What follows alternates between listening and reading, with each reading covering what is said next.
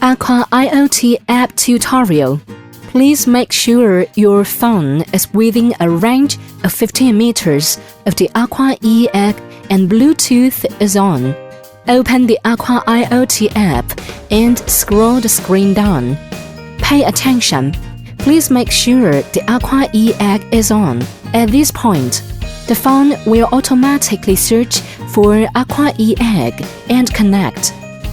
If the connection is successful, a note "Connected successfully" will appear on the screen.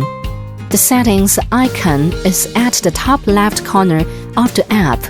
Click it or scroll the screen right. You can set the lighting modes, pull volume, reset sensor, and view connected device information in this page. The aquaeegg power bar icon is at the top right corner of the app, which is convenient for you to check the power level. Scroll down the screen and click Start Test in the pop-up window, and the aquaeegg starts working. For accurate measurements, please make sure the water to be tested is still and calm without interference from strong wind or people swimming. A typical test takes about 2 minutes.